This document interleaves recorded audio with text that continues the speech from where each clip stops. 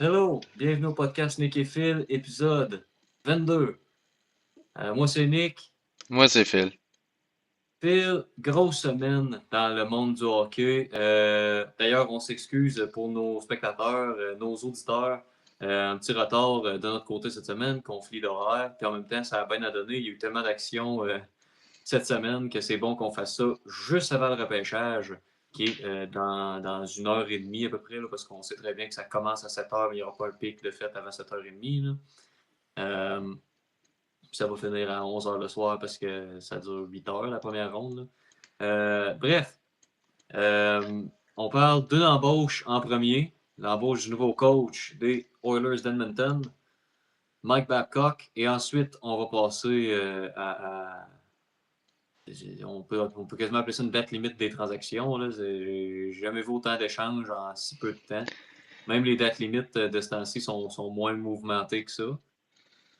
Fait que, on commence avec ça. Mike Babcock, officiellement embauché comme coach des Oilers d'Edmonton. Philippe, qu'est-ce que tu as pensé de l'embauche puis de la conférence de presse qu'il a donnée lundi, je pense? Ouais, écoute, c'est quand même un choix qui va rester controversé jusqu'à preuve du contraire. Moi, je pense Mhm. que, à moins d'une Coupe Stanley, là, pour McDavid et Draisaitl et le reste de l'animal, of course, là, mais tu sais, c'est surtout sur ces deux-là qu'on se parle souvent, là. Bon, Euh, moi, non. Non, moi je suis pas d'accord nécessairement avec l'embauche qu'ils ont faite, là. Vraiment pas. Écoute, comme j'ai dit, à moins que ce soit une Coupe Stanley l'année prochaine, dans 2 ans, tu sais, le temps que McDavid soit là, mm. il n'y a aucune excuse pour cette embauche. Tu sais, ok, oui, il y a eu l'investigation ou quoi que ce soit, puis tout, En puis fait, il n'y en a pas eu. Le PA a juste drop l'investigation. Ils ont dit, alright, faites-le. Puis, quand le PA a commencé à investiguer, les joueurs qui avaient besoin d'être questionnés ont fait, garde, on veut même pas en reparler. Là, puis il a fait, alright, bon, mais s'ils veulent pas en parler, notre investigation n'a pas lieu d'être. ouais, c'est Fait que, ça. Mais fait ouais, il a été comme acquitté, si on peut dire. En tout cas, c'est pas nécessairement un crime qu'il avait fait non plus, là, mais, tu sais, puis dans sa conférence de presse, ce qu'il disait, tu sais, c'est à Columbus, théoriquement, à cause qu'il n'y a pas eu d'investigation de fait, puis que Columbus l'ont mis dehors comme sans nécessairement de raison réelle. Bon, il y en avait, mais raison réelle, soyons francs. Mike Babcock, selon lui, il n'a rien fait de mal. C'est pour ça, il y a un des journalistes qui a demandé comment tu fais que c'est ta troisième chance, je pense, ou deuxième chance qu'il a dit. Puis il était comme non, c'est ma première chance. Là, ouais. c'était comme. Puis, tu sais, Columbus, on sait pas tout ce qui s'est passé, là. Tu sais, je veux dire, il y a l'affaire des téléphones. Apparemment, il y aurait autre chose. Si c'est juste l'affaire des téléphones, j'ai. Peut-être que c'était malaisant là, avec le coach, là, on se le dira, là, mais c'était pas nécessairement de quoi de super dramatique. Là. Ça a l'air qu'il y avait autre chose, mais pour l'instant, c'est plus comme ça. Euh, Moi, j'ai apprécié, par exemple, il a parlé du meeting qu'il y a eu avec Hyman, McDavid, Draisaitl et je pense que c'était Trent Frederick. L'autre, il était 4. Euh, Puis, tu sais, je pense que, ben, en fait, on le sait, là, les joueurs, ces 4 joueurs-là, minimum, sont derrière l'embauche de ce coach-là. C'est pas le DG qui est derrière l'embauche. Là.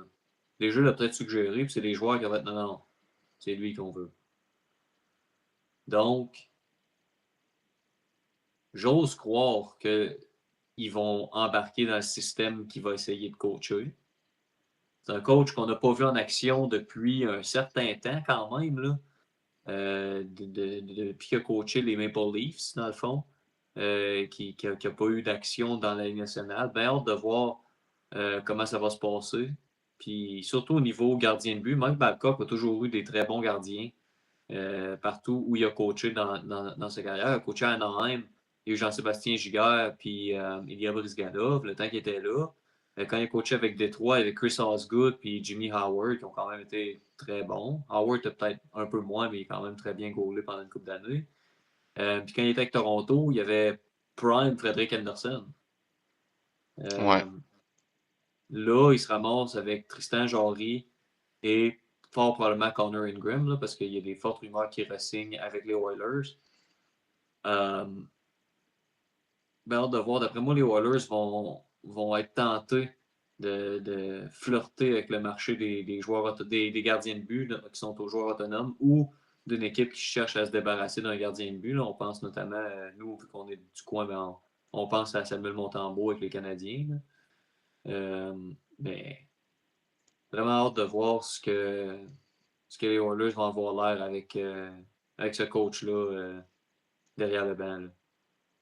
Ouais, mais c'est ça. Écoute, t'as mentionné énormément de choses, là, mais dans le fond, moi, Ouais, ce que je pensais par rapport à ça, c'est surtout que c'est un coach que, oui, il y a des belles accolades, il y a des beaux trophées, tu sais, il y a ouais, des belles expériences, mais c'est quand même un gars qui vient diviser une chambre, tu sais. C'est sûr qu'il y a eu les joueurs des Oilers qui ont été un petit peu partout sur cette décision-là, parce que c'est eux autres qui se font coacher, donc, tu sais, ils ont quand même un mot à dire par rapport à tout ça.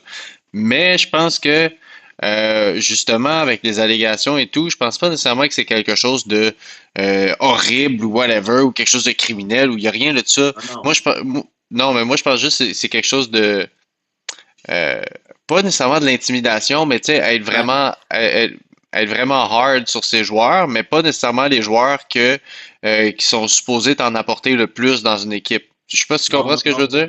Ben, on le sait que Matt Babcock, c'est un intimidateur. Là, le gars, il s'est documenté. Je sais pas si tu as déjà vu Johan Franzen quand il était avec les Red Wings.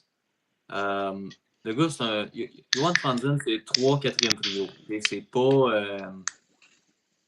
c'est pas fantastique comme joueur. C'est un bon joueur, mais c'était pas tout cassé. Puis c'était le souffre-douleur de Mike Babcock. Là. Genre, c'est deux. Puis Mike Babcock, c'est quelqu'un qui s'en fout. Là. À moins que tu sois genre le Golden Boy, là.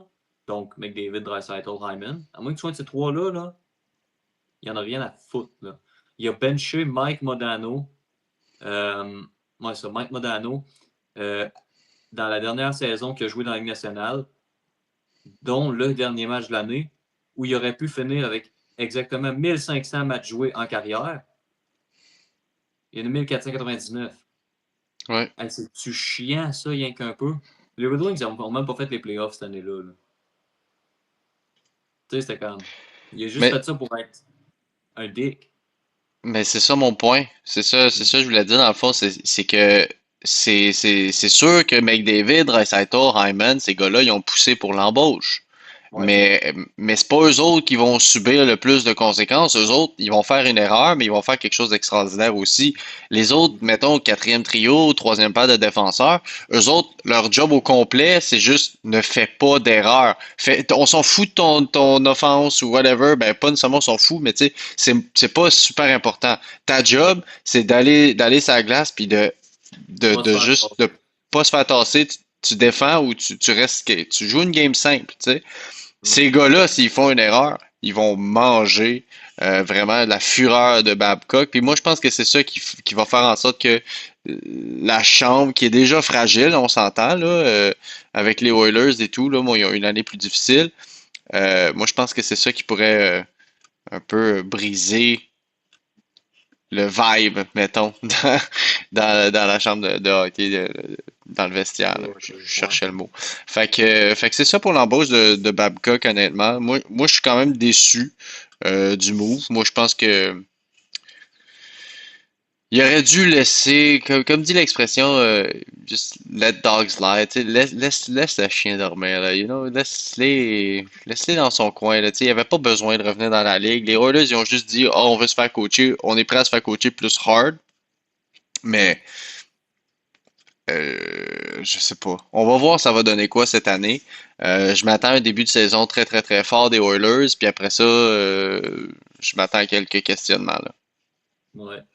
On va passer à notre deuxième sujet, qui est vraiment le sujet principal de notre épisode d'aujourd'hui. Là. Les nombreux échanges qu'il y a eu depuis mercredi passé. Là, on parle de plusieurs échanges. On va y aller dans l'ordre chronologique de la chose, je pense. On va commencer par le premier jusqu'à ceux qui sont arrivés aujourd'hui. Ouais, Aujourd'hui, en fait, rien qu'un, je pense, qui est à mentionner. Là. Les autres, on ne mentionnera pas les échanges mineurs, là, comme ceux que le Canadien a fait. Spoiler alert, le Canadien n'a rien fait encore. non. Euh, mais on va parler, on va éviter les rumeurs d'échange parce que là, il y en a un paquet. La seule qu'on va mentionner, puis on va commencer avec ça, si ça ne te dérange pas, je viens d'y penser, c'est Jason Robertson Hmm. qui a refusé un échange à 3 clubs entre Toronto, Dallas et Seattle. Euh, Toronto envoyait, si je ne me trompe pas, Nyes à Dallas. Dallas envoyait Robertson à Seattle. Puis Seattle envoyait leur choix de premier tour, qui est, je pense, 6 ou septième, à Toronto. C'était pas tout exactement one for one, là, mais il y avait comme plusieurs pièces. Et Robertson a refusé un contrat de Seattle. Dans le fond, c'est le contrat qui l'a fait que l'échange a été annulé aussi. D'après moi, il ne veut peut-être pas jouer là, mais c'était 8 ans, 15 millions par année. Et là, faut juste mentionner, puis on ne passera pas une éternité là-dessus, mais Seattle, ça fait 2 strikeouts sur des superstars en 5 mois. Ils ont strikeout sur Panarin parce qu'ils trouvaient leur chandail laid. Euh, Puis ils ont strikeout maintenant sur Jason Robertson. Puis je pense, là, Seattle t'ajoute un Jason Robertson là-dedans, ça devient fort probablement un club de série. Là. La division Pacifique n'est pas si forte que ça. Là. Mhm.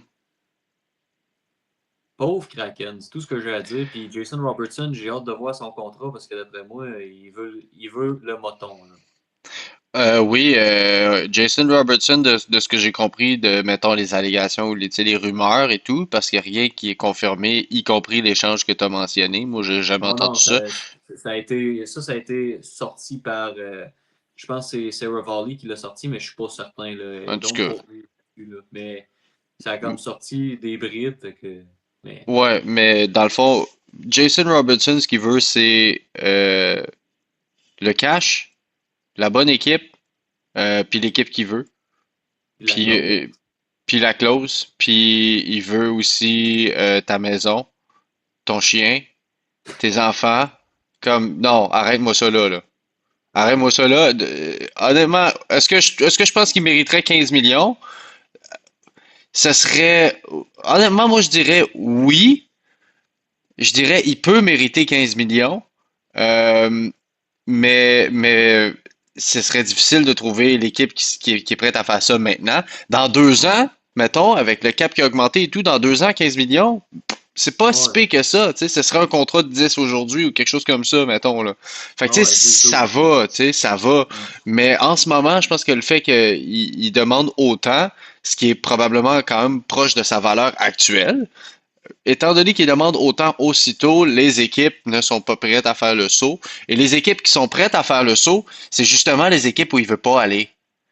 Ouais, Ah, puis tu sais, Seattle, bon, il y a plusieurs raisons. Un, c'est parce que tu sais, Seattle, c'est pas une équipe comme Vegas. Tu sais, il y a pas de, c'est non, pas non, wow. Seattle sont pas, pardonnez mon anglicisme, là, mais sont pas relevant. OK? Je- Ça fait une couple d'années, là, Seattle, tout le monde s'en fout. Puis ils essayent de devenir meilleurs. Là. Ils essayent, mais tout le monde s'en fout. C'est les Blue Jackets de l'Ouest. Oui, puis encore là, moi je te rajoute de quoi? L'équipe ressemble à la ville, ou est-ce que l'équipe est faite de juste des gars de milieu de 6, de milieu 6 là? Le deux Ouais. troisième trio, c'est juste ça. Mais tu sais, Mm. Seattle, c'est un peu ça. C'est genre average, it's good, it's average, but, Ouais. you know. Mm. En tout cas, je veux pas trash talk la Non, ville non. de Seattle, là, mais tu sais, en tout cas, mais je Il pense pleut que beaucoup. c'est ça, c'est juste pour dire comme, pour Robertson, moi je pense que tout le monde va être choqué quand il va avoir la vraie annonce. Euh, Puis, tu sais, c'est un restricted free agent. Si les Stars veulent pas le dealer là, ils le dealeront pas, là. Mm. Ils vont quand même continuer d'essayer de trouver une entente. Moi, j'ai entendu 12,5 qui a été refusé à Dallas, mais je pense qu'ils vont s'entendre sur quelque chose de 13,5 ou 14. Puis peut-être qu'il va forcer les Stars à faire un move, mais en même temps, ça c'est encore une fois des suppositions. Fait que là, Ouais. on va se lancer On va sur rentrer dans le vif du les sujet. vrais, les vrais. Ouais. On va commencer par la première. Là, pour une raison X, moi, ma page, elle l'autre pas. Va Euh, sur Google Doc. J'ai 17 juin ouais, ici. OK, le 17. Le 17 juin, c'était la journée après le podcast, il y a 2 semaines. Ouais. Donc, Ah, la semaine passée. C'est la semaine passée. ouais, la semaine passée. Puis, on va commencer ça par les Sharks qui ont reçu le choix numéro 27 dans le repêchage qui est dans 30 minutes, et Michael Kesselring des Sabres contre le choix Mhm. numéro 20 en 2006. Donc, on échange un petit peu des choix, les Sharks qui descendent un petit peu, puis qui vont chercher un joueur quand même très bon. Donc, tu sais, Michael Kesselring qui va pouvoir solidifier ta troisième paire à droite. C'est quand même très intéressant de la part des Sharks. Puis tu fais juste descendre de 7 choix, ce qui est pas. Tu sais, je pense que beaucoup s'entendaient aussi pour dire que après le top 15, tu sais pas trop ce que tu vas avoir. Donc, tu sais, de 20 à 27, c'est pas une très grosse différence. Donc, ouais, personnellement, moi, j'aime beaucoup cet échange de la part des Sharks.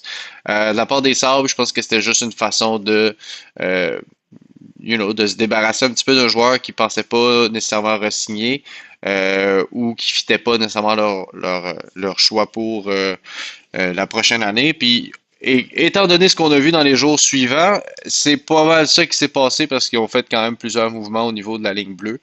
Euh, donc, euh, donc ouais, ils sont un petit peu en train de changer un petit peu les paires défensives là, qui étaient en place à Buffalo. Oui, c'est ça. Le Kessel Ring, tu sais, ça a été acquis avec Josh Doan, puis ça n'a jamais beaucoup fité avec les Sabres.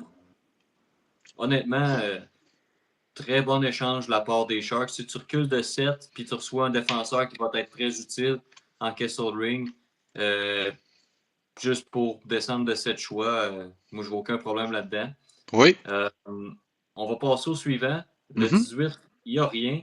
Ouais. Un échange mineur entre les Sharks et les Bruins, mais rien qui vale la peine. Le 19, là, on a une signature, en fait, un sign and trade euh, entre les Leafs et le Lightning. Le Lightning qui ne pouvait pas se permettre de re-signer Darren Radish. Ça a l'air qu'il ne voulait pas lui offrir la 8e année de contrat. Puis Radish cherchait absolument le 8 ans pour avoir de la stabilité. Tu sais, c'est un gars qui a sa famille quand même, il a 30 ans. C'est sûr que tu ne veux pas nécessairement déménager à tous les 2 ans non plus. Euh, donc, échanger à Toronto pour un choix de 5e tour. Puis ensuite, signe un contrat de 8 ans, 8 millions et demi par année avec les Leafs. Il devient automatiquement leur meilleur défenseur, leur quarterback sur l'avantage numérique. Euh, honnêtement, très bon échange pour les Leafs, très bonne signature, très bon contrat. Rien à redire. Chapeau à John Chayka.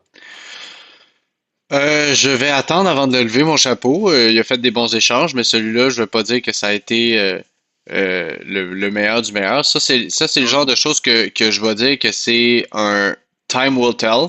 Je peux pas te dire que c'est bon en ce moment parce que tu as signé un joueur 8 ans qui vient de sortir de sa meilleure saison de carrière et de loin, c'était sa meilleure Oui, saison de sa carrière. De loin, là. Alors, est-ce que c'est quelque chose qui va pouvoir continuer pendant 8 ans? Probablement sûrement pas. pas. Là. Est-ce que ouais, Il n'y mais aura attends une pas minute. 70 points. Il n'y aura pas encore 70 points. C'est pas ça que je dis. Mais pour Toronto, je pense qu'une bonne saison pour Darren Radish, ça va être 45-50 points. Puis il va être sur le power play numéro 1 avec Nylander, avec Matthews, avec Nice. Euh, Oui, oui, oui, je pense pas que ça va être négatif du côté des Leafs. Moi, je pense juste que c'est pas la solution. Je pense que c'était vraiment juste pour remplir un trou. Ils l'ont fait, ouais. ils ont trouvé leur number one defenseman. Euh, j'ai hâte de voir ce que ça va donner. Personnellement, je suis pas aux anges de voir ça aller aux Leafs. Je pense qu'il va avoir au moins une ou deux bonnes saisons encore, mais j'ai pas l'impression que son style de hockey va fitter le système des Leafs, parce que ça aussi, c'est une autre affaire. Puis le système du Lightning, c'est pas la même affaire, pas en tout que celui des Leafs. Alors moi, c'est plus là que je me pose la question un peu. Niveau contrat, bon, 8,5 pour 8 ans, c'est pas le plus cher, c'est pas le moins cher, tu sais, ça va dans 4 ans, tu vas pouvoir quasiment l'enterrer sous la masse, puis ça sera pas si pire que ça. Alors, OK, je vois l'attrait de faire ce move-là, mais j'ai mes doutes à long terme. Écoute, tu as parlé du système des Leafs. Présentement, on n'a aucune idée de comment les Leafs vont le jouer parce que c'est un nouvel entraîneur qui est là. J'ai hâte de voir justement parce que Jim Hiller, il a été un head coach à Los Angeles avant, puis c'était pas fantastique, là. Ça, on se le cachera pas. C'est un coach défensif. C'est Ben, ça que je veux dire. C'est ça que je veux vois-tu, dire. vois-tu, ça, c'est différent parce qu'à Los Angeles, avec l'alignement que t'as, on s'entend que t'as pas énormément de gros canons offensifs avec les Kings. T'as pas le choix de jouer une game défensive souvent. Tu as, un des meilleurs attaquants défensifs de sa génération en Kopitar. Quand il était, avant d'être avec les Kings, ce gars-là était assistant coach pour les Leafs. Justement, l'année où Matthews était recru. Puis lui, son rôle, cette année-là, un des rôles qu'il avait en fait, c'était Power Play Coach. Puis cette année-là, les Leafs avaient un des meilleurs avantages numériques de la Ligue. Est-ce que ça va être encore le cas? Là, on verra. Mais j'ai hâte de voir justement quel style il va se permettre de coacher. Parce Ouais. que on l'a vu, Toronto essayer un style défensif avec Craig Berube. Ça ne marchait pas. Non. Mais en même temps, ils ont pas non plus les options pour être un full offensif. Il reste deux ou Hein? trois options. Ils peuvent T'as pas les gars pour avoir. jouer offensif, là. Écoute, je te le dis, on va voir, là. Mais moi, j'ai l'impression qu'on va avoir un système défensif chez les Leafs encore cette année. Axé sur un power play, mais Ouais. j'ai pas un gros espoir en Jim Hiller, malheureusement. C'est bon. On passe à l'échange du 21 juin, puis c'est là qu'il y a eu. Ouais. En fait, le 21 et 23 juin, c'est là qu'il y a eu beaucoup de mouvements. Premier échange de la journée, le Kraken de Seattle, on les a mentionnés un peu plus tôt dans le podcast, essaye de devenir relevant, font un échange avec les Panthers de la Floride. Le choix de premier tour des Panthers, en fait, s'en va. En fait, les Panthers échangent par contre, pardon, Maki Samoskevich, qui est leur prospect qui était leur meilleur prospect Mhm. euh, au Kraken pour un choix de premier tour et un choix de deuxième tour. Euh, et par la suite, parce qu'il faut parler des deux échanges en même temps, là, les Panthers ont shippé le 9e choix total cette année, le choix de premier tour qui venait de récupérer du Kraken, un choix de deuxième en 2027 et un choix de premier tour en 2029 pour aller chercher Brady Tkachuk à Ottawa. On va commencer par le point de vue du Kraken avant de shifter au point de vue des Panthers. Pour le Kraken, qu'est-ce que tu penses de cet échange-là? Encore une fois, je l'ai dit tantôt, c'est un autre milieu de 6. C'est un gars de 2, Ouais. troisième trio qui est très, très, très bon, mais qui vient pas nécessairement te donner un statut plus élevé que où est-ce que tu es en ce moment dans la tank de Shark de la Ligue nationale, là. Ouais. C'est un bon échange, ils n'ont pas payé cher pour. Alors, tu Non, sais, non. c'est pas Puis, une critique de comment ils font les échanges, c'est juste une critique de quel joueur ils pognent. Mais encore une fois, avec les trucs de Jason Robertson, ils peuvent pas se les pogner, les gros bonhommes, les gros non, canons, ils les veulent gros pas. noms. Ils peuvent pas, ils veulent pas. Moi, personnellement, tu dis qu'ils l'ont pas tant cher payé. Pour Samoskevich, moi, ce qui me titille un peu, parce que c'est pas un mauvais joueur encore là, puis il a un excellent potentiel. Puis pour un attrait supplémentaire pour Seattle, c'est que ce gars-là était coéquipier de Beniers quand il était collégial. Voilà. Euh, Par contre, Samoskevich, avant cette année, là, puis encore là, même cette année, il n'y a pas eu des statistiques tant flatteuses que ça. Puis, à toutes les fois qu'on mentionnait un échange pour les Panthers, c'était lui qu'on chipait out, parce que c'était le seul qui avait un peu de valeur. Payer un choix de premier tour pour un gars que tu sais que c'est la seule valeur qu'ils ont, je sais pas. C'est tout ce que je vais dire. Ouais, je comprends. Mais l'affaire, c'est que ce qu'on oublie, c'est que ils sont en négociation de contrat. Donc moi, je Ouais, m'attends à un excellent contrat pour Maki Samoskevich. Là-dessus, ouais. Seattle sont bons pour faire des middle contracts, des contrats de 3 4 ans.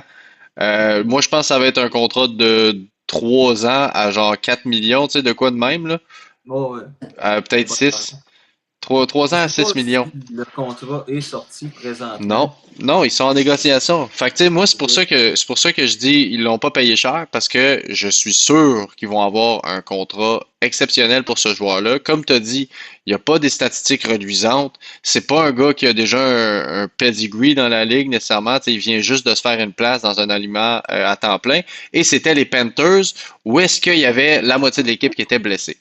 Donc, est-ce qu'il y a autant de façons de négocier un contrat très élevé? Moi, je pense pas. Puis je m'attends justement à une affaire entre 5 millions, 5 6 millions.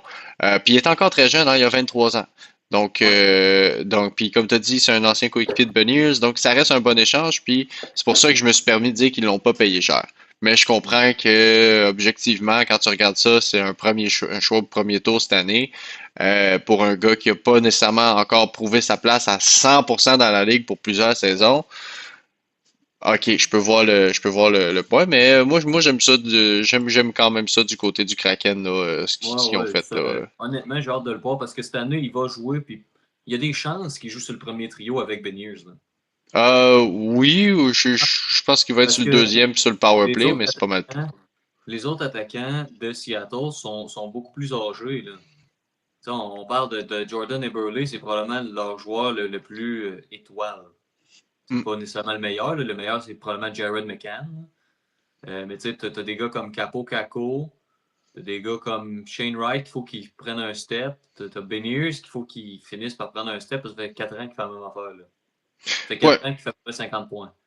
Euh, on va passer aux côtés des sénateurs et des Panthers.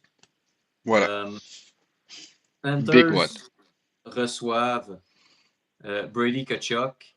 Là, on ne passera pas une éternité sur tous les commentaires qui s'est dit. À la limite, on fera un épisode dans le off-season, dans les temps morts pour les conférences de presse qu'il a données, puis tout ça, parce qu'il y a quand même. C'est une gold mine, Ouais, ouais. là. Mais les Panthers reçoivent Brady Kachuk. Il va jouer maintenant avec son frère Matthew. Les sénateurs perdent leur capitaine. Euh, Parce qu'il leur a dit, basically, qu'il n'allait pas signer là, qu'il ne voulait pas re-signer avec les sénateurs. Les sénateurs ont dit, bon, alright, on va t'échanger, as-tu une liste? Parce qu'il y avait une clause de non-mouvement. Il a donné les Panthers, puis c'est à peu près ça. Il s'est l'air qu'il a donné d'autres équipes, mais que quand il est venu, quand il y a eu plus qu'une offre, mettons, il s'est fait demander, bon, ben, c'est laquelle t'aimerais, puis il a choisi les Panthers, évidemment. Euh, Quand même un bon retour, je trouve, pour Kachuk, que les sénateurs ont reçu. Ouais. Le neuvième choix, euh, un autre, le choix du Kraken, un choix de deuxième en 27, puis un autre premier choix en 29. Euh, Honnêtement, très bon échange pour les sénateurs, puis ça a donné des pièces pour un autre échange qu'ils ont fait 2 jours après, là. Mhm. Euh, pour les Panthers, ça complète leur style de façon excellente. Là. On ne se mentira pas, là, c'est plate parce que on les aime pas nécessairement, puis on les a vus gagner beaucoup récemment, puis ça va probablement les rendre encore meilleurs. Là. Mais ça complète leur style. Là. Tu regardes les 3 premiers trios, il n'y a pas un trio facile à affronter là-dedans. Puis ça va être chiant de jouer contre les Panthers l'année prochaine. Ouais, les Panthers qui ont fait tout un échange avec ça. Pour les Panthers, ils en ont rien à foutre de leur premier choix, là, de leur tour, Oh, leur eux premier autres, ils veulent choix. gagner. Là. Ils sont dans leur fenêtre pour gagner. C'est là que ça se passe. Alors, ils ont vidé encore plus pour aller chercher Brady Tkachuk qui va jouer avec son frère. Bon, on peut dire ce qu'on veut sur les conférences de presse ou whatever, mais moi, ce que je trouve niaiseux, c'est qu'ils continuent de dire, mais non, il n'y a pas de collision dans la ligue. Mais quand c'est le temps, ah ouais, ben, tu sais, lui, il texte son frère ici, là, puis là, Et là, ok, ouais, là, ils viennent de me faire un échange pour ça. Là. Dis à ton manager de genre, tu sais, j'exagère, mais on comprend le style. Fait que, anyway, tous les joueurs américains qui décident de changer de place et tout, euh, pour les deux bords, moi je vois qu'il y a un bénéfice des deux bords. Ouais. Tout le monde, peut-être, ben pas nécessairement tout le monde, mais beaucoup de gens qui ont mis l'emphase sur ah ben là ils ont échangé leur capitaine comme c'est vraiment il y a un désastre, tu sais, il se passe quelque chose dans le locker room et tout. Je pense que l'équipe au complet savait déjà que ça s'en venait, surtout à la suite de la victoire des Américains là aux Jeux Olympiques. Oui, puis Puis surtout la défaite en 4 des sénateurs contre les Hurricanes, là. voilà. Et ça, c'est venu vraiment tourner un couteau dans la plaie. Puis, il a décidé de partir main dans la main avec son frère sous les palmiers. Écoute, moi, j'ai plus confiance maintenant à l'organisation des sénateurs que j'avais l'année passée. C'est sûr, c'est pas une équipe que j'apprécie, mais à chaque fois que je les regardais, j'avais de la misère. Tu sais, ça passe moins de la façon qu'ils jouaient et tout. On a vu beaucoup de cheap shots de la part des sénateurs aussi là, dans les 2 dernières années. Quelque chose que j'ai Ah remarqué ouais, aussi. quelques joueurs qui sont quand même, on va dire, un Haïssables. peu plus cochons, là. Ils sont haïssables, on va dire ça comme ça. Ah ouais, il y en a, là, ils ont des têtes à claque, là. Fait que c'est ça. Continue, je Fait vais que, juste aller chercher un Gatorade. OK. Cool. Fait que Continue. c'est ça. Fait que tu sais, quand tu regardes ça d'un point de vue global, moi je trouve que ce que les sénateurs ont fait, c'est juste se débarrasser d'un problème dans la chambre. Puis et éventuellement, ben, 2 jours après, ils ont ramené une solution dans le fond, qui va venir les aider à remplir le trou qu'il laisse, parce que ça reste un très bon joueur de hockey, là, malgré tout. Là. Brady Tkachuk, on l'aille tout, mais s'il est dans ton équipe, tu l'aimerais beaucoup. Fait que, moi, c'est vraiment surtout le fait des capitaines. Tu sais, on en a eu plusieurs, là, des rumeurs, hein, des capitaines qui ont fait partie de l'équipe américaine qui a gagné la médaille d'or, qui demandent un échange, puis ils donnent 3, 4 choix, puis c'est tout le temps les mêmes choix, tu sais, c'est tout le temps Ah ouais. où est-ce qu'il y a, Phoenix, Floride, Minnesota, ouais, Caroline. exact, où est-ce qu'il y a Euh, déjà d'autres petits troupeaux de joueurs qui ont fait partie de cette équipe-là, là, puis qui sont dans le mhm. groupe chat encore, ou je sais pas quoi. Oh, Mais à un oui, moment donné, ben, là, tu sais, c'est on assez. va en parler très brièvement, là. Tu sais, depuis les Olympiques, là, Kachuk out, il est sorti de son club. Larkin a demandé à sortir. Là, ça a l'air que Hellebuck a demandé de sortir. On n'a aucune confirmation là-dessus parce que ça n'a jamais été officiel. Puis là, on a Werenski qui, après le repêchage, va rencontrer les Blue Jackets pour parler de son avenir. Ouais, puis faut pas oublier non plus Hughes, que c'était un peu avant, mais c'est le même principe.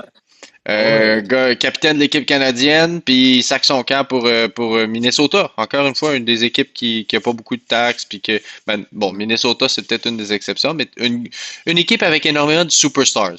C'est ça mon point. ouais. Où est-ce que les super teams, ils ont l'air de genre revenir un peu à mode dans la Ligue nationale.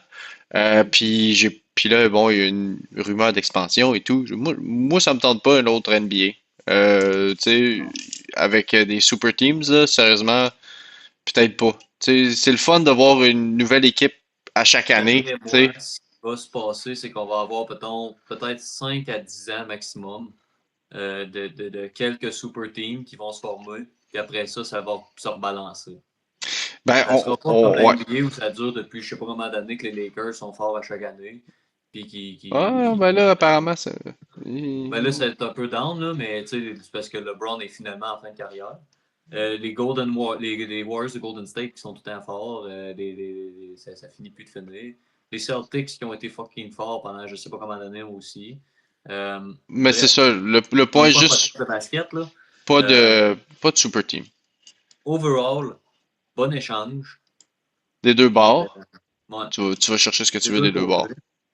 Euh, Puis c'est ça, les sénateurs en ont eu pour leur argent, puis ils ont réussi à faire quand même un beau projet par la suite. On passe au 23 juin. Euh, les Flames de Calgary, qui ont eu un gros trade quand même avec les Devils, Simon Nemec et Maxime Siplakov, qui ont été échangés pour 2 choix de premier tour qui sont loin. On parle de l'Avalanche et Vegas. Là. C'est même pas des choix de cette année, si je ne me trompe pas. Là. Hmm. C'est 2028. je crois. 2020, Euh, ouais, de quoi de même, ouais. 28 ou 29. Un choix de deuxième tour cette année et le jeune Étienne Morin. Je vais commencer par le point de vue des Devils. Euh, Devils avait un surplus de défenseurs droits. Il aime beaucoup Dougie Hamilton, il aime beaucoup Luke Hughes. Puis là, Et il y avait Simon Kovacevic. et Kovacevic. Il y avait Simon Nemec qui était là, puis qui était comme moi, ben là, moi aussi, j'aimerais ça jouer. Les Devils n'ont pas le temps de glace qu'ils aimeraient. Il a demandé un échange. En fait, je ne sais pas s'il l'a demandé, mais vous avez un bout que les Devils le magasinaient. Calgary s'est porté volontaire avec quand même une très bonne offre, où là, il va avoir une opportunité. C'est la première ou c'est la deuxième paire direct. Là. Oui. Les défenseurs à Calgary, tu as Simon Nemec puis tu as Zane Perek. Tu as Kevin Ball, là, qui est un peu qui est un peu jeune aussi, à 25, si je ne me trompe pas. Peter Euh, White Cloud. Fait que ça va être ça. Les deux jeunes vont jouer avec soit White Cloud ou Ball. Ça va être ça les paires défensives. ouais, Puis Nemec va jouer ça à la deuxième. c'est ça. Donc, c'est un très bon échange pour les Flames. Il se ramasse aussi le contrat de Maxime Tsiplakov. La question pour lui, c'est juste est-ce qu'il va rester dans la Ligue nationale ou il va aller jouer en KHL? Ouais. Un des deux, une très mauvaise saison avec les Devils à la suite de sa première saison avec les Islanders. Là, où il y avait eu quand même une très bonne première saison. Après ça, ça avait mal été. Il changé aux Devils, ça a mal fini. Là, ben, il était changé aux Flames. Moi, je Euh, pense que ça va bien aller pour Tiplakov avec les Flames. je le souhaite honnêtement. C'est quand même un joueur qui peut être très utile. Mhm. Euh, pour ce qu'on dit des Devils, mais là, deux bons choix, un choix de deuxième, puis tu as un jeune Étienne Morin qui pourrait devenir quelque chose éventuellement, mais c'est plus un défenseur de Ligue américaine présentement. Peut-être qu'il va remplacer s'il y a des blessures, mais pas exceptionnel non plus. Overall, très bon trade pour les Flames. Oui, exactement ce que j'allais dire. Moi, je trouve que les Flames, ils ont fait un excellent échange. Juste Simon Nemec pour le choix de premier tour. Pour les deux choix de premier tour, je l'aurais fait. Ouais, En plus, tu rajoutes un gars qui, oui, tu l'as dit, c'est un peu, tu t'es pas sûr à 100%, peut-être un peu décevant cette année. Sophomore season. That's it. ouais. Moi, c'est sa deuxième saison dans la ligue. On va le voir avec Kapanen, notamment chez les Canadiens cette année, puis peut-être Demidov, là. Ça arrive des fois, pas tout le temps, mais Ah ça ouais, arrive des fois que tu as très, une très baisse. souvent, les gars commencent à. Tu sais, quand ils arrivent dans la Ligue nationale, ils n'ont pas de scouting report nécessairement. Les autres équipes ne savent pas comment les défendre, comment C'est bien ça. jouer. La deuxième saison, là, ils sont comme, OK, on sait comment ils jouent, on va le watcher plus. Fait que Voilà. la production baisse un peu, puis là, c'est à eux, aux joueurs qui leur production baisse, de faire l'ajustement. Ah, ben là, ils me watchent plus, il faut que je fasse ça pour que ma game, ça aille encore à son meilleur niveau. Exact. Fait que je suis pas inquiet pour Tiplakov à Calgary. On passe aux sénateurs on en a brièvement parlé tantôt, ont shippé leur neuvième choix de repêchage aux Sharks de San Jose pour avoir l'attaquant William Eklund, Casper Haltonen et Brandon Svoboda. On va commencer par Svoboda. Il n'y a pas de contrat encore. Il joue dans les collèges américains. Puis ce ne sera pas un joueur d'impact dans la Ligue nationale. Peut-être un quatrième centre s'il se rend. Kasper Haltunen. Honnêtement, bon prospect. Quand même un shot de débile. Je ne sais pas si tu as déjà vu comment il lance. Là. C'est un B. Il a un très bon lancer. Puis la pièce maîtresse de cet échange-là, c'est William Eklund. Moi, j'étais un peu déçu de le voir quitter les Sharks. Là. Je trouvais qu'il fitait bien avec le vibe des jeunes Sharks. Euh, mais les sénateurs, quand même, pour le neuvième choix, c'est excellent. Eklund va très bien fitter avec les Sens. Je pense qu'il va fitter leur style, qu'ils vont essayer de se donner peut-être un peu plus rapide, un peu plus de finesse que ce que Ketchuk était. Il est moins bon que Brady Ketchuk, là, ça, on ne se le cachera pas. Là. Il va produire peut-être un peu moins, mais plus de vitesse, par contre, plus d'habileté. Euh, pour ce qui est du neuvième choix au repêchage, on va le voir tantôt qui les Sharks vont prendre ou s'ils font un échange qui va nous surprendre. Fort probablement que s'ils repêchent deuxième, Ivar Stenberg, ça va être un défenseur qu'ils vont prendre avec le neuvième choix. Là, à ce moment-là, on pourrait parler de Carols, Reed, Reed, ça me surprendrait qu'il glisse autant loin, Verhoff. Mentionner les autres, là, il y en a plein. Euh, Fait que c'est ça. Qu'est-ce que tu as pensé, toi, de l'échange de William Eklund? J'aime ça des deux côtés. Je donne avantage aux sénateurs là-dessus. Pas nécessairement au niveau de la valeur, mais au niveau de ce que ça représente pour leur club. Ce que ça représente pour les Sharks, c'est un choix au repêchage que, d'après moi, il ne sera pas là au moment du repêchage. Je pense que le 2 il gagne, mais le 9 il le ship quelque part. On va voir, là.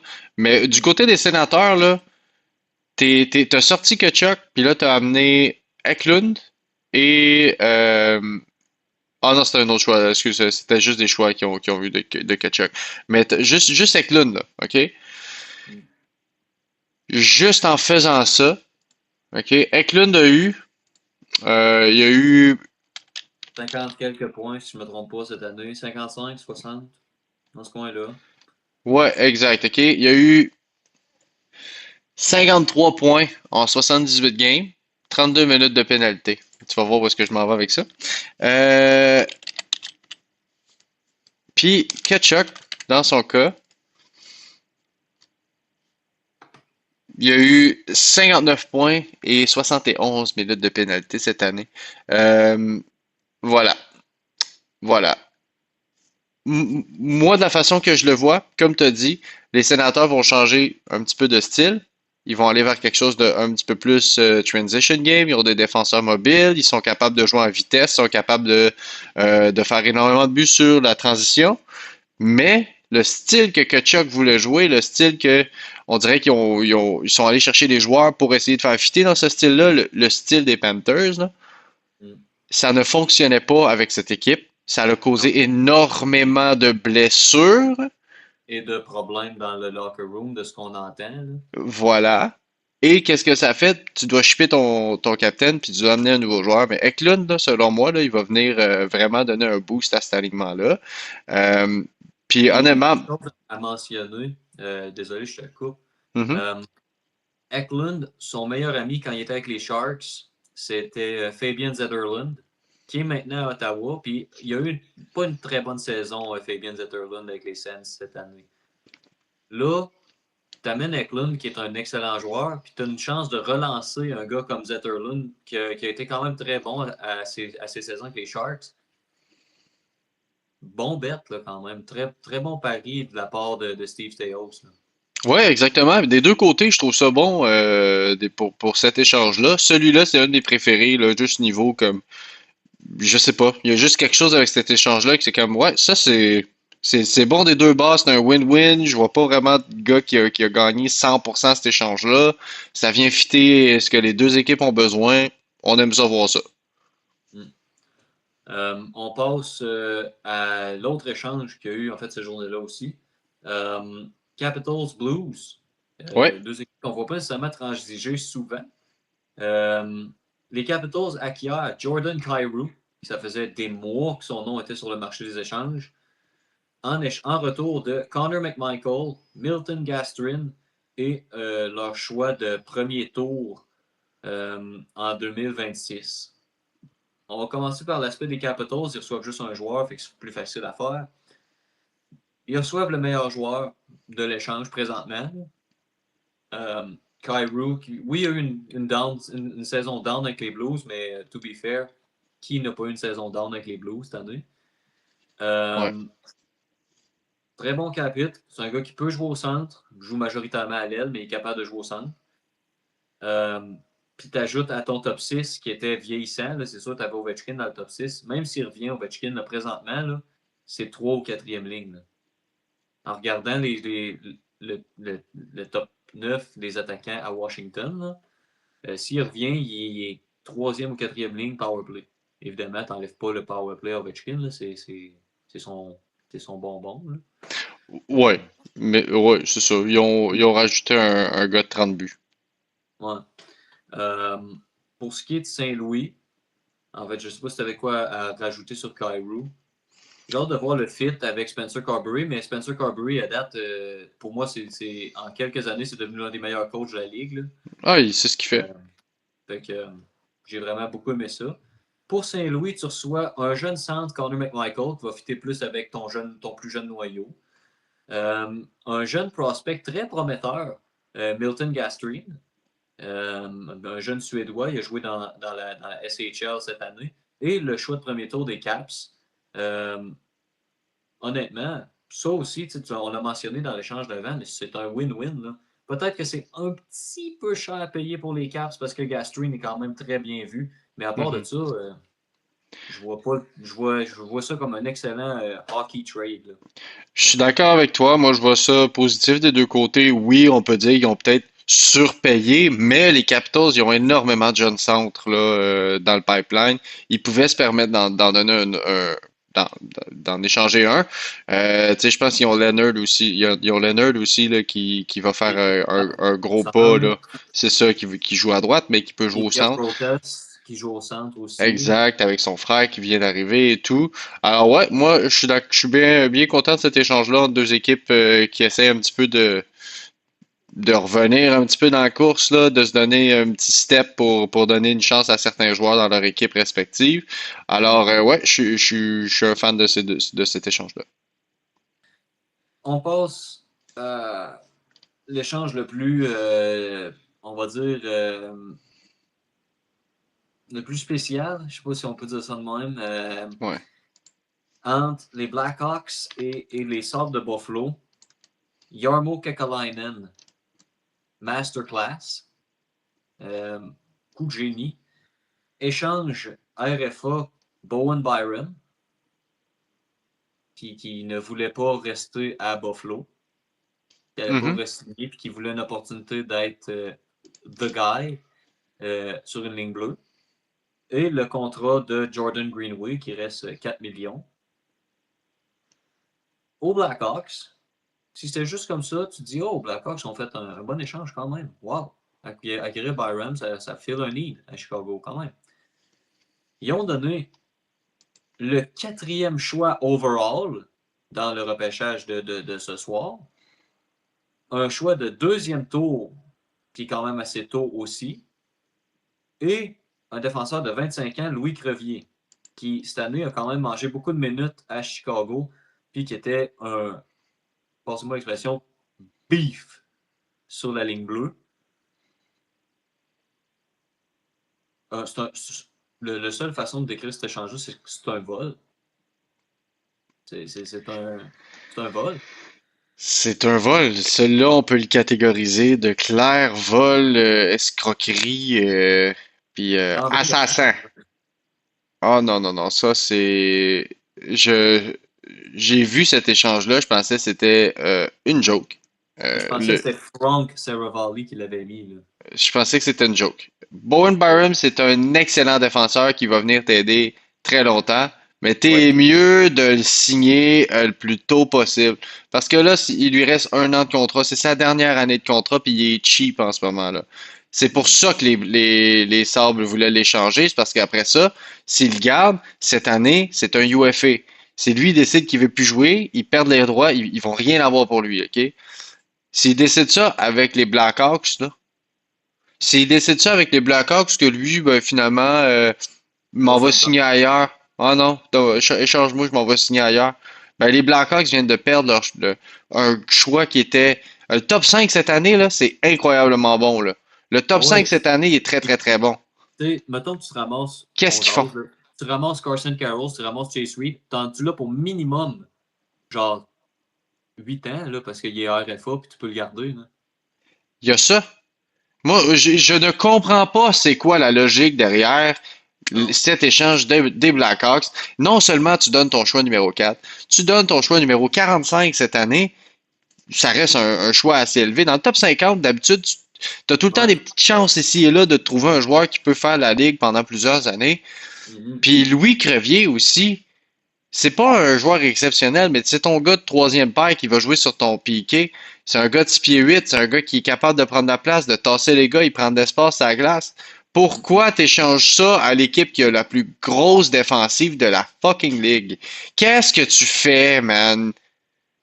Moi, En fait, la seule chose que je vois là à ça, là, c'est que les Blackhawks ont décidé, ah ouais, l'Atlantique, ça avait l'air le fun cette année. Ben, Amusez-vous. On va vous faire chier encore plus à l'Atlantique. Battez-vous comme ça, nous autres. Si on fait les séries, on peut peut-être plus passer puis aller loin. Tu comprends ce que je veux dire?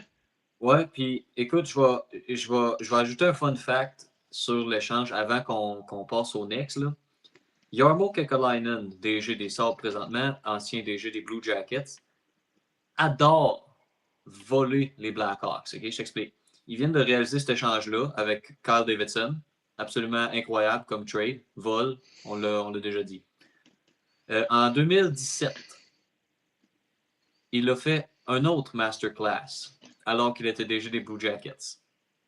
Il a échangé Brendan Saad, un pour un, si je me rappelle bien, contre Oh, Artemi Panarin. oui, je me souviens de ça. Masterclass. Si tu veux voler les Blackhawks, tu engages Jarmo Kekalainen. Oh, ouais, ou si tu veux arrêter de te faire voler pour les Blackhawks, ben t'engages un autre gars que Carl Davidson. Ça, ou quand Ça fait Jarmo deux échanges. Kekalainen appelle, tu raccroches. Il y a ça aussi. Mais écoute, Non, moi, grosse défaite des Blackhawks sur cet échange. Je ne vois oui, pas un monde où est-ce qu'ils sont vainqueurs. Puis Jordan nul, Greenway, c'est pas un joueur nul, exceptionnel non plus, nul. là. Puis, écoute, je vais t'expliquer la seule façon pour moi que tu gagnes cet échange-là, là, c'est qu'il faut qu'il y ait deux choses qui se produisent, OK? Un, Byron re-signe, Pas cher, quasiment, pas pour, cher. pour pas nécessairement trop cher. Il va demander probablement 10. Euh, deux, faut qu'il gagne au moins un Norris. Je peux pas. Ben, il gagnera pas de Norris. Ou Byram ne gagnera au moins qu'il soit finaliste. Qu'il soit ah, finaliste. ouais, ça se peut, là. Mais, C'est puis, minimum. Parce que tu changes un quatrième choix overall. C'est le minimum que tu peux faire pour que ça vaille la peine, c'est qu'il finisse au moins finaliste au Norris une fois dans la durée de son prochain contrat. ben, écoute, moi, je dirais qu'il va même pas finir finaliste. Non, Non, sûrement non, pas. Tu même regardes pas. les autres défenseurs dans la ligue, là, c'est pas un top 10, là, ça là. C'est L'année pas Joe prochaine, Thompson, c'est pas Cale McCarr, c'est pas Quinn Hughes, c'est pas Zach Werenski, c'est non, même pas Luke Hughes. non. L'année prochaine, tu checkeras, là. Il va jouer avec probablement Lev Shunov, c'est ça? Levchinov, ouais. C'est Lev Shunov ou Rinzel, ok? Un de ces deux-là. Un de Parce que ces deux-là, un jeune. c'est deux droitiers. Hmm. 2 ans, il est plus sa première paire. Sûrement pas. Puis si c'est le cas, si c'est pas le cas, en fait, même s'il est encore sa première paire, il est plus le défenseur numéro un. C'est ça que je veux dire. Ce n'est plus le défenseur numéro un dans 2 ans. Ça va être Lev Shunov, ça va être Rinzel. C'est eux qui vont être ton power play quarterback. Fait que Mhm. en tout cas, cet échange-là, je l'aime pas. Ça, de la part des Blackhawks, là, qu'est-ce que vous foutez? De la part des Sabres, quel vol. Wow. Le gars qui vont repêcher numéro 4, ils vont peut-être pouvoir le mettre dans l'aliment tout de suite, si c'est un attaquant. C'est comme ça que je le vois. Wow. Breaking news. Hearing de Elliot Friedman. Boston et l'Utah travailleraient sur un deal autour de JJ Peterka.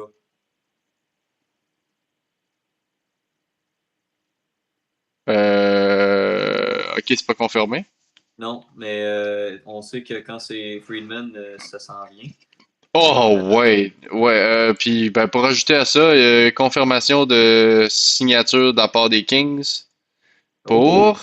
pour, ben, tu le Scott savais, là, Laughton. ben oui, ça fait longtemps que je te le dis, là, Scott Laughton. non, Brent Clark. Ah, ben oui. Ouais, ça fait longtemps que je te dis, lui, ça s'en vient et tout. Un vol aussi, 7,4 millions. OK. 5 ans. Mais en tout cas, ça, c'est ce qui vient de se passer à l'instant. On va revenir Ouais. à ce qu'on disait, On là, en par revient rapport. à ce qu'on disait. On va passer au prochain, là, parce que si on veut aller plus vite, le repêchage commence dans probablement genre 10-12 minutes. C'est ça. Euh, Je te l'avais dit que ce sera pas 45 minutes. écoute, on va passer quand même rapidement à ces autres. Là, c'est des échanges qu'on va parler un peu, mais Nashville, en fait, le jour de la Saint-Jean, le 24 maintenant, Nashville et Colorado, donc Chris McFarland, l'ancien DG de l'Avalanche, maintenant Prédateur, deal avec son ancien boss, Joe Sakic. Échange pour avoir Jack Drury, 26 ans, centre de 3-4e trio. Chase Bradley, qui est un prospect. Et un choix de troisième tour pour deux jeunes de 23 ans qui vont rajeunir l'alignement de l'Avalanche. Moi, j'aime beaucoup cet échange-là pour l'Avalanche. Nashville, je ne suis pas trop sûr de leur côté. Là. Mais j'adore du côté de Colorado avoir Zachary Lheureux qui est un dog. Ce gars-là, c'est un malade quand il rentre sur la place. Et Fedor Svechkov qui est capable de jouer dans les deux sens de la patinoire. Pour moi, cet échange-là, c'est un win pour Colorado. Drury, je ne sais pas ce que tu en penses avec Nashville. Je pense que ça comble un trou parce qu'il n'y avait, avait pas de centre. Là. Jury, c'est genre l'exemplaire parfait d'un troisième centre dans n'importe quelle équipe de la ligue. Son nom est boring. C'est C'est comme, genre Jake Evans. c'est un Jake Evans, mais gaucher. Ouais. That's it. That's it. T'as pas besoin de penser plus loin. Je suis d'accord avec toi. L'Avalanche gagne cet échange. C'était vraiment juste pour baisser un petit peu leur prix de contrat, domper un centre qui ont un petit peu de trop. Et je pense qu'il a joué à l'aile une couple de fois aussi, Drury, cette année. Ouais. Parce que là, Parce t'as, qu'il y avait trop de centres au Colorado. Là. Il y avait Nicolas voilà, Roy aussi. Il y avait fucking Kadri aussi. Puis t'as, Kadri, c'est ça. Il y avait aussi O'Connor qui a joué quelques matchs au centre. Là. puis leur vrai centre numéro 3, son nom m'échappe, là, mais il a l'air de un gars qui sort d'un camp de détention, là. Il y a Ben, c'est genre. pas Nicolas Roy, justement, le Non. troisième centre. Non, non, non, non, non. Il a l'air d'un gars qui était à la guerre dans les années 40, là, je te le dis, là, mais j'oublie son Ah, nom. Brock Nelson. Oui, Brock Nelson. Merci, merci, merci. Ah Euh, ouais. Lui, je le verrais jouer dans genre Peaky Blinders. En tout cas. ouais, ouais, Ouais. il y aurait un peu comme Brent Burns a joué dans Viking. Genre de quoi de même. En tout Euh, cas, fait que c'est ça. Fait que victoire d'Avalanche pour cet échange. Un petit peu. ouais, C'est pas de haut calibre, mettons, comme échange, non. je trouve. Sign and Trade qui a eu la même journée.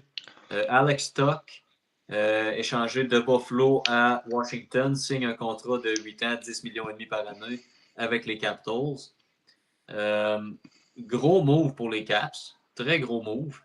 Ça leur a pas coûté cher. Ça a coûté un choix de troisième pour les négociations. Puis les droits de David Kampf, que ça, ben, tu t'en fous un peu parce que c'est David Kampf. Oui, entre autres. Puis honnêtement, de la part des Caps, moi j'aime beaucoup ce qu'on a fait. Je pense qu'on se prépare énormément à l'éventualité que Ovechkin ne reviendra pas. Tu viens juste de rajouter Jordan Carey et Alex Tuch, qui sont deux marqueurs de 30 buts.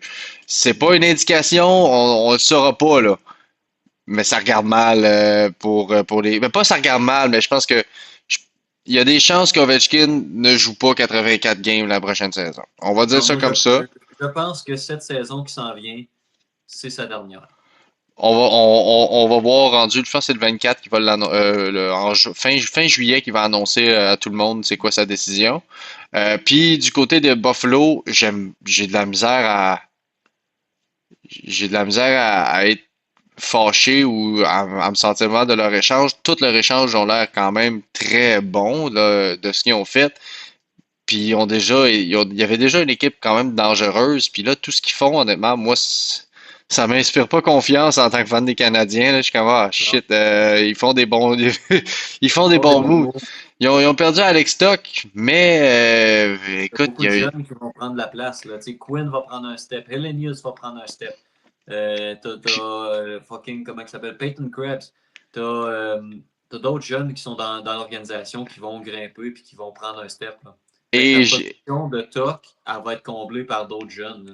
il a pas performé pas en tout en série, Alex Stock. Donc, moi, je pense pas que les Sabres vont le manquer tant que ça. Là. Fait que c'est ça. J'aime ça de la part des Caps aussi. On passe à hier. Il y a eu un échange entre les Panthers qui sont devenus encore plus chiants et les Flyers de Philadelphie qui échangent Garnet Hathaway, quatrième trio, right wing, et 50% retenu et un choix de sixième tour pour un choix de 5 et un choix de 4. Euh, Pas grand-chose à dire du côté des Flyers. Les Panthers, t'ajoutes un autre, on va dire, je vais dire en anglais parce qu'on dirait qu'en français, c'est pas le même, là, mais un autre bastard à affronter. Là. Un autre rat. Euh, Un rat. un Un, rat. un Des petit Chris. quelques Un années. petit Chris. Oh, ouais, un petit Chris. Ouais, ouais. Puis, honnêtement, là, pour les Panthers, je vais mettre, si j'étais partisan des Panthers, là, excellent trade. Ah, ben, absolument, absolument. Tu récupères un gars qui est dans, je pense, top 15, top 20 des gars qui font le plus de mises en échec par game ou par une affaire de même, tu sais, pour pas très cher. 50% de revenus aussi sur son salaire, faut pas l'oublier. Donc, il est à 1,2. Fait que tu récupères un gars d'expérience, il est responsable défensivement et qui est capable de faire mal à l'adversaire pour un petit peu plus qu'1 million, puis des choix de quatrième, cinquième tour qui, d'habitude, n'amènent pas à grand-chose, anyway. Alors, très, très, très bon échange de la part des Panthers. Puis, ils récupèrent un choix de sixième aussi cette année. Donc, Ouais. ils perdent absolument rien. Mm. C'est vraiment là, ils font chier les Panthers. Ouais. Masterclass de Bill Zito. On passe à un deal qui est. Ça, c'est probablement les deux équipes qui dealeraient le moins ensemble ever là, quand tu penses à ça. Là. Mhm. Penguins et Capitals font un échange. Penguins échange un choix de troisième tour en 27, un choix de cinquième tour en 28 pour le jeune centre de 24 ans, Hendrix Lapierre. Ouais. Moi, en tant que fan des Pingouins, j'adore. Tu perds un choix qui serait probablement rien devenu, un autre choix qui serait probablement rien devenu, pour un gars qui peut slider dans ton troisième trio directement l'année prochaine, qui est encore jeune, qui a été autrefois très prometteur. Peut-être un petit projet de réclamation un peu, mais très bon move de la part de Kyle Dubas. Ouais, puis ça a marché avec Manta. Alors moi, je vois pas pourquoi ça pourrait pas marcher avec Hendrix Lapierre.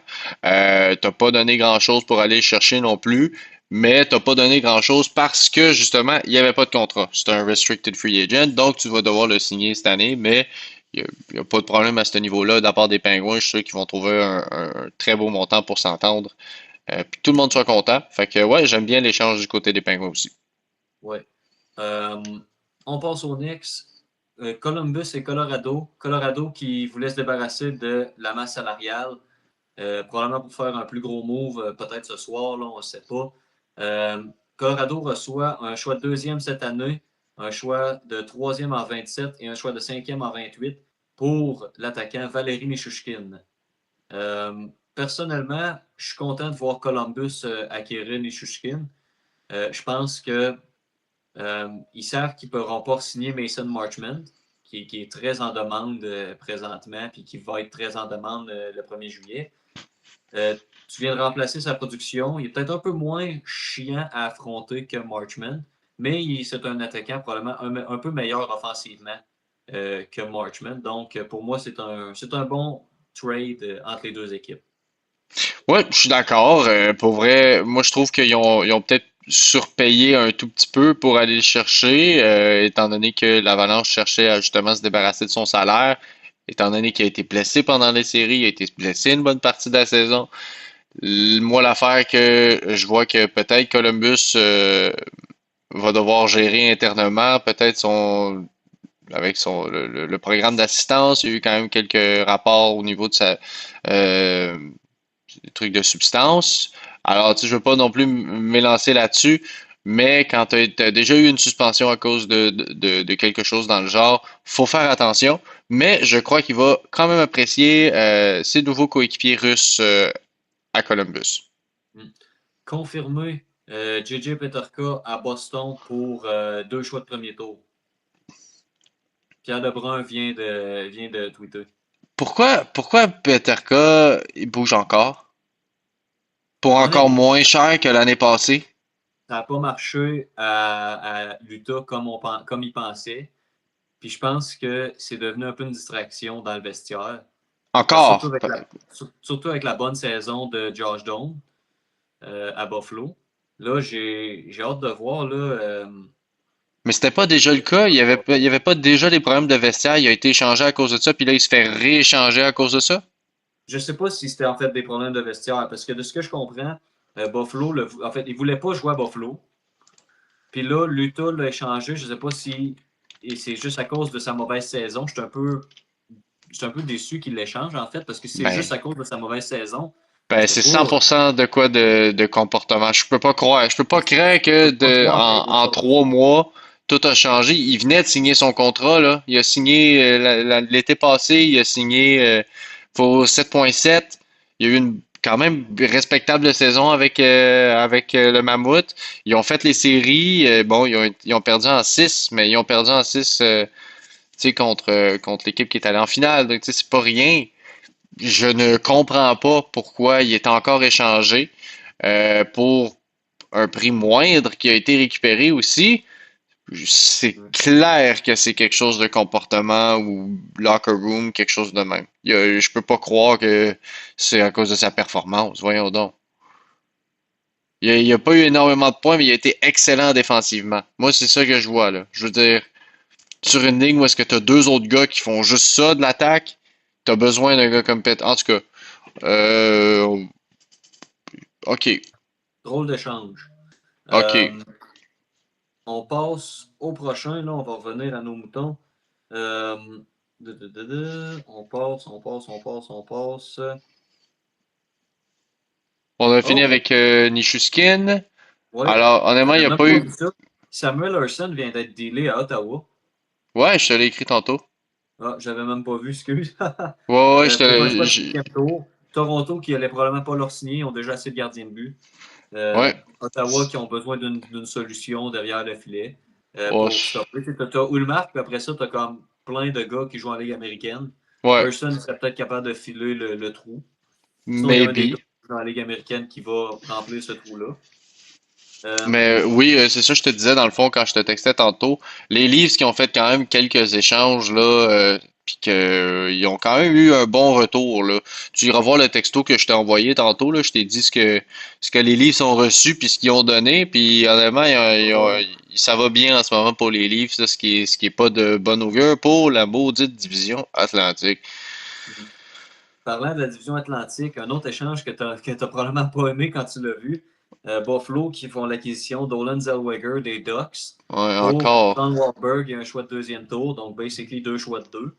Euh, Excellent trade pour Buffalo. T'accueilles un jeune défenseur qui a beaucoup de potentiel offensif, qui remplace directement Bowen Byram en termes de style de jeu, peut-être pas en termes de grosseur, là, mais en termes de style de jeu, il va remplacer Byram directement. Ben écoute, Doc, t'acquiers un jeune centre qui va peut-être remplacer éventuellement si tu décides de bouger McTavish. Puis un bon choix de deuxième ronde. C'est un bon move. ouais, non, écoute, les Ducks avaient rien à perdre. Zellweger jouait pas mal sur la troisième paire cette année, tu sais, donc c'est un 5-6e défenseur sur une bonne équipe. Les Sabres qui ont perdu Kesselring et Boyd Byram dans des échanges et qui sont allés récupérer Louis Crevier, Olin Zellweger, puis le quatrième choix au fucking repêchage. Les Sabres et les Leafs, là, les moves qu'ils ont fait, puis Ottawa aussi, j'ai aimé ce qu'ils ont fait cet off-season. Je suis quand même déçu de ne rien voir du tout de la part du Canadien, à part des moves de Ligue américaine, là. Puis je commence à me poser des questions. Il y a beaucoup d'équipes qui sont très, très, très tranquilles pendant que d'autres sont en train de faire 2, 3, 4, 5 échanges. Donc, tu sais, moi, je pense notamment aux Canadiens qui est quand même assez tranquille. Moi, je pense aux Kings qui sont assez tranquilles. Assez tranquilles. Oh boy, c'est le temps qu'on finisse ça. Euh, Ouais, écoute, il en reste un après, on passera pas une éternité dessus. Tout ce qu'on va dire, c'est que c'est un échange de marde. On va y ah, passer directement, le temps qu'Ayat, je viens de le mentionner. Là. oh ouais. Euh, Ottawa qui acquiert, bon, oui, un gars qui a des risques de blessure et qui n'a pas eu la meilleure saison de sa carrière, ça, on ne se le cachera pas. Il acquiert André Burakovsky qui reste un an à 5,5 millions. C'est un gros contrat quand même. Mais pour un gars qui risque de jouer genre sur ta troisième ligne puis peut-être sur ton deuxième avantage numérique, c'est vraiment pas cher à payer parce que tout ce qu'ils ont donné aux Blackhawks, c'est un choix de sixième tour l'an prochain. Ouais. Et encore une fois, Kyle Davidson, qu'est-ce qui se passe à Chicago? Je ne comprends pas. Moi, ça me laisse perplexe un petit peu quand je vois des moves comme ça. Pour vrai, une chance que c'est pas fini, parce que si c'est tout ce qu'il aurait fait dans la off-season, moi, je m'attendrais à ce que les fans de Chicago demandent la tête de Davidson Oui, pour puis les je échanges qu'il m'attendrais a à ce que fait. Bédard demande un échange. Ça aussi, éventuellement. Peut-être pas cette année, mais Faut qu'il leur signe. Faut qu'il signe Bédard, là. ben c'est Bédard, ça. il n'y a pas de contrat pour la saison prochaine présentement. Là. Je disais ça au gars de mon pool de hockey. J'ai dit, moi, si je suis Bédard puis je vois tout ce qu'il vient de faire là, la seule raison pourquoi je resterais à Chicago, là, j'irais voir le DG, puis comme tu vas me donner 20 millions par année. C'est juste pour ça que je vais rester. Tu vas me donner 20 millions par année. Là, je vais rester. Live, là, tu m'as donné aucune raison de rester ici. Ben, ça va être la même affaire l'année prochaine avec Connor Bedard que ce qu'on voit avec Jason Robertson cette année. J'ai l'impression que oui. T'as le dit, les 7 maintenant, aujourd'hui on est le 26 juin, c'est ça qui va se passer l'année prochaine, probablement autour des mêmes fucking dates, là. Mm. En tout cas, bien hâte de Et voir ce que Chicago va essayer de faire parce que ça te prend un gros move là, pour être débarrassé du quatrième choix pour tout ce qui s'est passé dans le marché des échanges. Tu n'as pas le choix de faire un méga move. Là. absolument. Et sur ce, on a fini nos échanges, On a fait le puis tour. ben justement, on est rendu là. C'est confirmé, Gavin McKenna a été repêché par les Leafs de Toronto au premier choix. Non, je l'ai manqué. Ça fait genre 2 minutes. Quoi? Je l'ai même pas sur Twitter, je l'ai même pas sur X. What the hell? Elliot Friedman, En fait, est-ce qu'il a dit qu'il allait être repêché ou il a dit qu'il est repêché? Ah, yeah, ben oui, le choix qu'ils ont top donné 10. à l'Utah, c'est le first rounder de ce soir, puis le choix de Floride en 28 qui est protégé top 10. Ouais. Euh, Et là, on a les Sharks qui sont en train. Moi, je suis c'est plus ça. curieux. Je suis plus curieux Justin du choix Bieber des qui a Sharks. annoncé le choix de premier tour des Leafs. Justin Bieber? Ouais, j'ai la vidéo ici.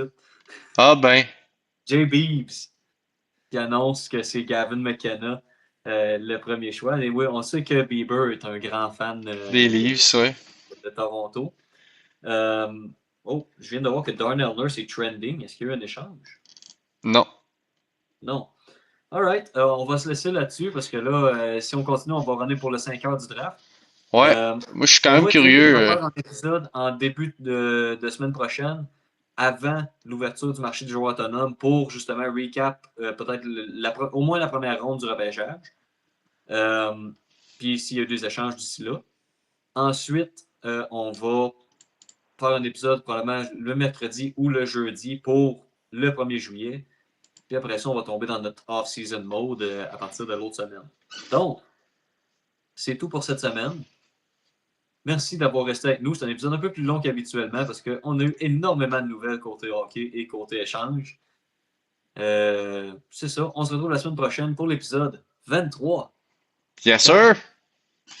À la semaine prochaine. À la semaine prochaine.